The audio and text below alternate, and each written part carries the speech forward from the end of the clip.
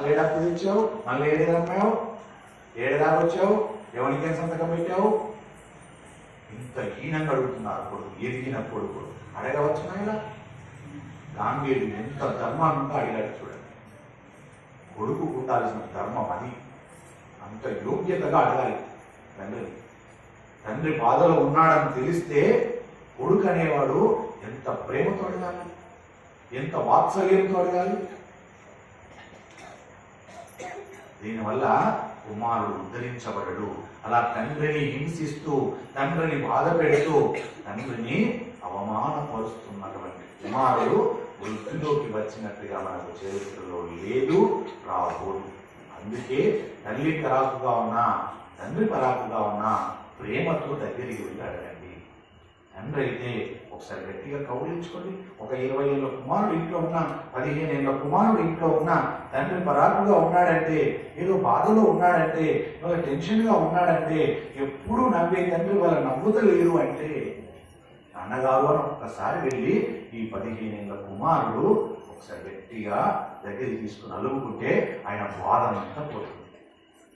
అది ఎంతటి దుర్మార్గమైన బాధ కానీ తండ్రికి, ఎంత పెద్ద బరువైన కానివ్వండి, కుమారుని యొక్క కౌగిలిలో ఉంటే వెళ్ళిపోతుంది. కోటి అడిగాడా నేను, లక్షలు అడిగాడా నేను? ఏం అడిగాడు? ఏం అడగలేదే. అడగకపోయినా తండ్రి మీద అంతా ఎందుకు నీకు? తండ్రిని అలా ఎందుకు పరాధీనంలో తీసుకొస్తావు? తండ్రిని ఎందుకు అలా అవమానపరుస్తావు? అది ధర్మం. అలా చేయకూడదు. కుమారుడు దయచేసి తండ్రిని గౌరవించండి. తండ్రి బాధలో ఉన్నాడా, వెళ్ళి తండ్రిని దగ్గరికి తీసుకోండి. అతనికి అడగండి, నాన్నగారు ఏమైంది మీకు, ఎందుకు ఇంత దిగాలుగా ఉన్నారు అని ఒక్క మాట. అదే 10 ఏళ్ళ పిల్లవాడు అనుకోండి నన్ను అడిగితే, ఆ 10 ఏళ్ళ పిల్లవాడికి ఏం తెలుస్తుంది? ఏమీ తెలియదు. తండ్రి బాధలో ఉన్నాడని పసిగట్టాడు పిల్లవాడు.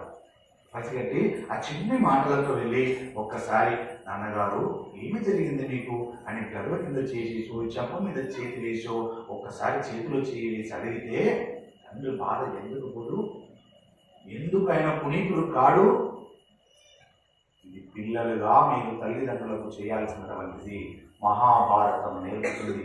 అదే ఆడపిల్లలైతే తల్లి పరాకుగా ఉన్నప్పుడు తల్లి దగ్గరికి వెళ్ళి తల్లిని దగ్గరికి తీసుకోవాలి.